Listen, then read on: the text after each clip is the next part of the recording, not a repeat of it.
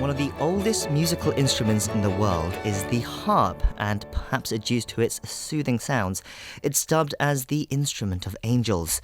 For this week's Touch Base in Seoul, we have Korea's leading harpist, Jung Kwak, joining us today. Apart from being a performer herself, she also now teaches students.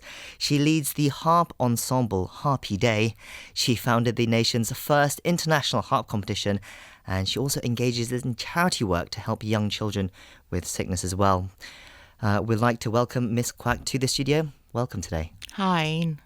So, hi, it's very nice to meet you. It's nice to be here too. So I want to start with you, how you got started in the harp, because in Korea many children learn to play musical instruments. Yes. Mm-hmm. But the most common instruments would be piano, the violin. I'm sure many Korean young people will remember when they were younger being forced to learn those instruments. But how did you get into learning the harp? I started out as a hobby.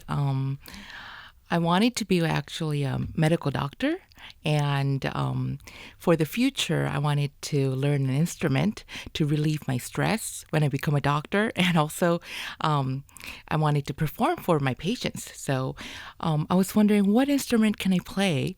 And the harp came in mind because my grandmother, I lived with my grandmother, and she always called me not by my name Jung, but she called me 천사, which is in Korean, angels. And Right. she always told me, oh, angels play the harp, and so I wish you can play the harp someday. And so that stuck in my mind. And so at age 12, when I just wanted to learn an instrument, I said, why not harp?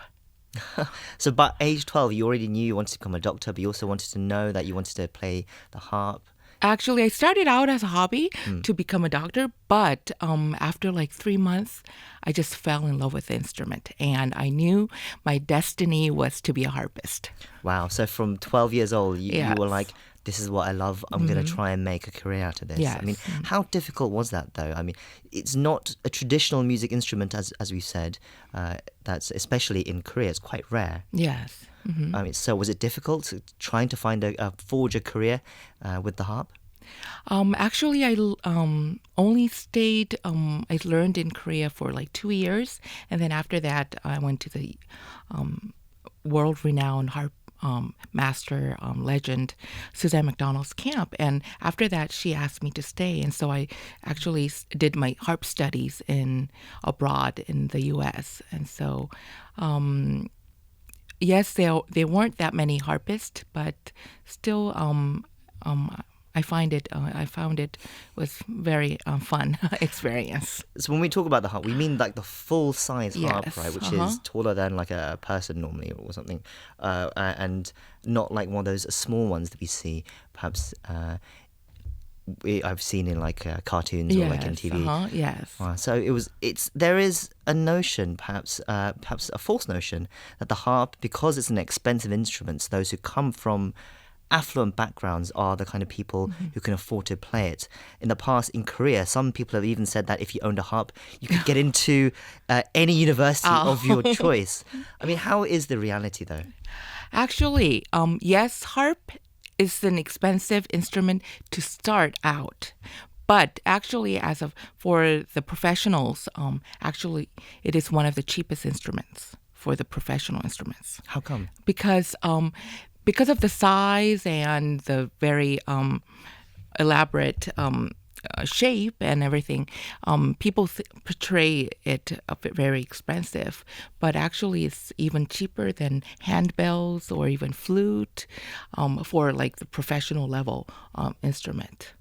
Oh, wow. And yes, like 60, 70 years ago, when the harp first came to Korea, in the mid 1950s. Yes, then, if you owned a harp, you could go to a really top university, but not anymore. These days, sometimes it's even harder to get in to become a harp major than going to law school or pre-med. Has there been more interest in the harp music, people playing harps in Korea, than, as you say, like these stereotypes from 50, 60 years ago? Yes and no. Actually, when I first started, for 30 over 30 years ago, like in the 1980s, yes, at that time the harp, there were many young harp students who wanted to be a major, and it was sort of like seemed like a peak time. But these days there are less majors, but actually there are a lot of harpists who learn the harp as an hobby. And so a lot of youngsters from to elderly people playing the harp as like to relieve their stress. Let me talk more about your career as well. So you're known, I believe, as the first person in Asia and only the second person in the whole world to perform both the classical and the electric harp. And you seem to be performing under your full name when you play the classical harp, but as Harpist K when you play the electric harp, I understand. Is that correct? Yes. So yes. how different are these two instruments, the electric harp and the classical harp? Actually, size-wise, it's the same. The harp, the concert grand harp, which is the biggest size, has 47 strings and 7 petals, and so it's exactly the same for the both instruments. For the electric harp, each string has its own pickup mic, and also we use a guitar amplifier effect. And so actually it can produce many different kind of like over 200 different kinds of sounds. And also harp, even though big of the big size, actually has a small tone. But for the electric harp, you can play even in outdoors. And I've played like in China in a football stadium, like seating over 25,000. So you can overpower any other instruments. Yeah. So it is comparable to like the electric guitar, would you say? Yes, sort of. Okay.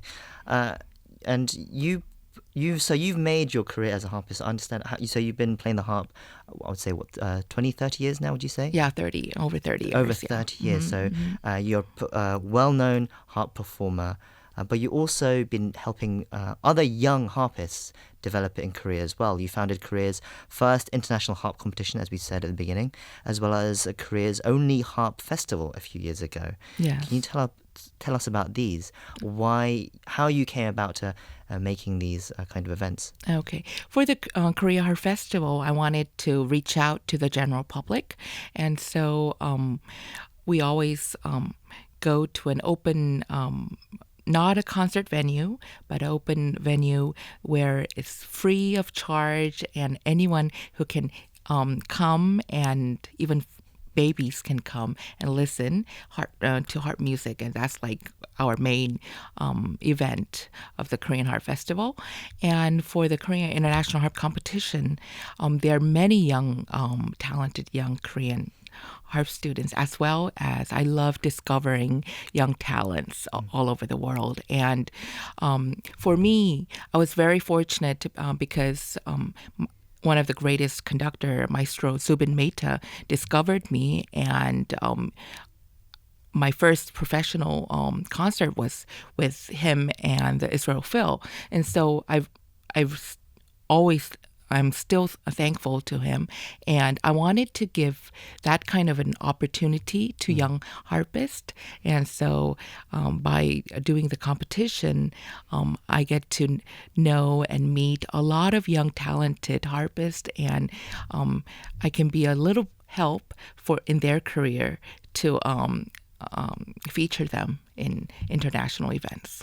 From our research, it seems there isn't anyone else really doing the kind of things that you do, putting on these events just for harpists and creating these events and organizations and ensembles. There isn't really anyone else out there doing it in Korea, especially, right? In Korea, unfortunately not. But I do it with my Harpy Day Ensemble, which has been around. It's a harp professional ensemble, which has been around now 17 years. Yeah. And how do people receive your concerts and your groups and what you do? Do Korean people enjoy it? Do they get it? I think they enjoy it, yes. Yes. A lot of people, actually, we get to meet a lot of people, and also a lot of people start out learning the harp. It doesn't have to be to be a major, but they start out learning the harp by maybe first coming to the harp festival, and then the next time they are on stage with us. As I also mentioned at the beginning, you're not just a performer, you're also greatly involved in helping others through your music. The most notable, perhaps, would be your Sharing Love concerts that have been taking place since 2010, and all the proceeds, I understand, go to helping infants. How were you inspired to do such a thing? Yes, it's not just infants, but it's disabled children. And I'm married and I have a son who is 11 years old. But when I was pregnant, I was diagnosed that my child would not be normal. And also, somehow I got infected in my ear, and my right side of my face was paralyzed, like 70%. And so for like 3 weeks, I could not say like A, E, O, like I could not even pronounce it. And also like all the things that I would eat would like, I would not have any feel in my face. And so like everything will be coming out of my mouth and I would not notice it. And so I actually was disabled for like 3 weeks. Oh my God. And so, but luckily the doctors were like, you may not become normal. But luckily in 3 weeks I became normal. And when I gave birth to my son, thank God, he was actually very perfectly in health. And he was actually 11 pounds. Very big, gigantic baby, Big, and tall healthy baby. But after that, I knew that through my music, at least through my music, I wanted to do really good things. And so actually I created the Sharing Love series, and it always happens in December around Christmas. And I always play with the Harpist Ensemble, and all the profit and all the goes to the 한사랑 장애영화원 in Korea, which is under the Green Umbrella Foundation. That's an inspirational story, and for anyone in Korea, they should definitely check out that concert coming up in December, you say, right? Yes. December. Yes, it's always sold out concert. Well, that's the Sharing Love concert. Any other plans for your future right now? Yes, soon we'll, with Harpist Ensemble and myself, we'll record our first album together. And on Universal, and also, of course, we have many small concerts all over Korea, as well as next year we do the International Harp Competition and Festival every 2 years. So this is our off year, but in 2020, yes, we are preparing for the big event in April.